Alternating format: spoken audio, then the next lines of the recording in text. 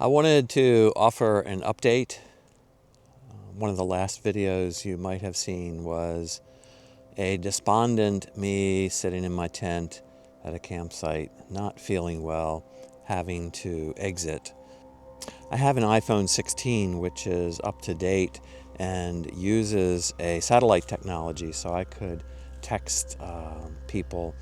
I also have a Garmin InReach Mini 2 which offers a satellite connection for messaging, and in extreme cases an SOS button. I did not need that. So Karen was able to get in contact with Wolfie, who was a shuttle driver who dropped me off on this hike, and he told her what to communicate to me on where to go for the nearest exit, which was only about 2 miles away. I packed up my backpack, and it was during that time that I realized, I was kind of a mess. I was having trouble getting things straight the way I wanted. It was a little frustrating. Eventually, I got it all in there and headed out on this trail to meet up with Wolfie. And it was a rough 2 miles. I was feeling that sort of weak and shaky feeling a person gets when they have a virus. It wasn't for lack of calories. It wasn't lack of food. It was not dehydration. I was not hypothermic. I think it was a combination of stress, physical work, and virus. That's my story. I'm sticking to it. Wolfie got me back to the car. I sat in the car, tried to figure out what I was going to do next. I'd been up for 24 hours or a little bit more than 24 hours. I don't claim any useful sleep the night before. So I'm sitting in the car, figuring out, what am I going to do? I could get a night's sleep somewhere, go back the next day and do it again. That was a short-lived thought because I wasn't sure how I was going to feel that day. I wasn't sure if I was going to be getting sicker, which was still a possibility. Although I did surprise myself getting off the mountain and to my exit site to meet Wolfie. That was nice. In the car, sitting there, my best judgment, I decided I'm going to drive home. By then, when was it? I don't know. It's a blur. Might have been 11 a.m. by then, probably 11. And I'd been up for 24 hours, and in my best judgment, I was going to drive home. So I headed home.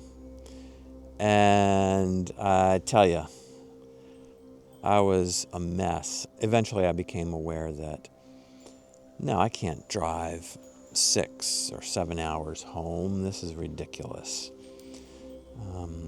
Again, I engaged Karen as the home-based control operator, and she got me a reservation in Roanoke. So I checked in around 3:30, did a few things, took a shower, straightened up a little bit, and took a nice several-hour nap, and then woke up for just a little bit and then got a solid night's sleep. Woke up about 4 a.m., hit the road, and headed to home. There's a whole nother little side story I'm not going to go into. I'll do that later.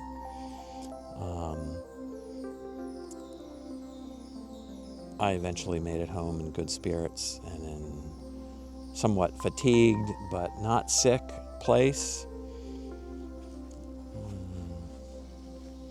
Reorganized After one night at home, I decided I just need to get back out locally.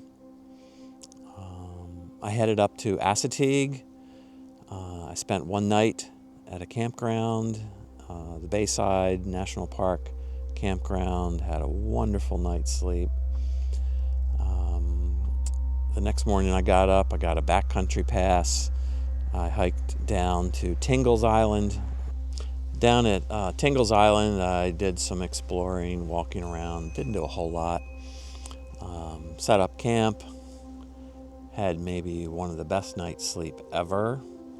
Didn't even crawl out of the tent the next day till about 9. I was enjoying just laying there peacefully, and it was so quiet.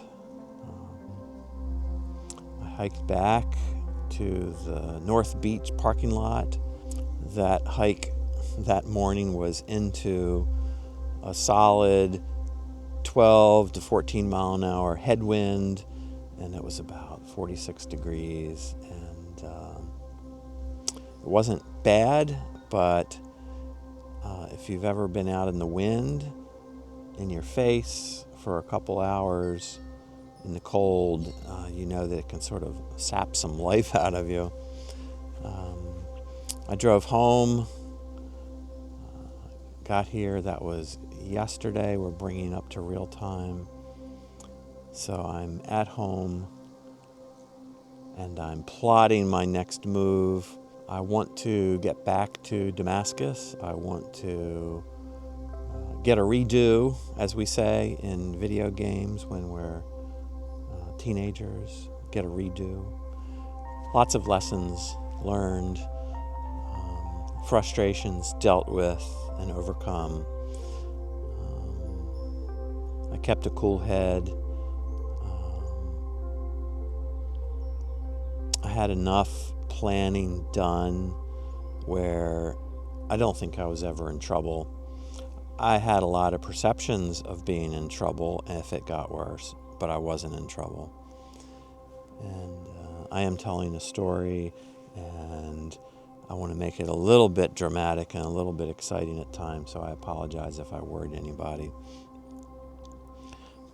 What you saw in that last video of me sitting there in front of the camera was very real.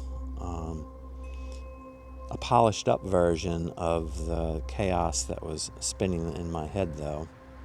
I apologize if anyone who watched my previous video of me sitting in the tent talking about my problems, I'm sorry if that disturbed or really worried you. It wasn't an intention of doing that. But it was an intention of showing you the real problem-solving concerned me. And it was also a good hook in pulling you in and as I tell this story. Forgive me. In summary, I set out to do a certain task. I think I prepared adequately. I had no measure of knowing precisely what had to be done, but I was pretty darn close.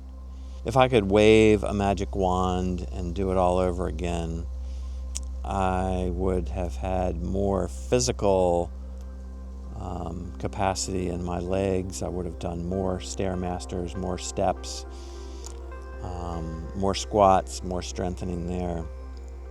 And I've got work to do, definitely. Keep watching, keep commenting, ask questions. Questions will give me an opportunity perhaps to do a video on an answer. I enjoy this. This is all part of my journey and path, and I'm having a lot of fun. And I'm challenging myself. I'm pushing myself outside of the box, whatever that box is that I've created. We all create a box.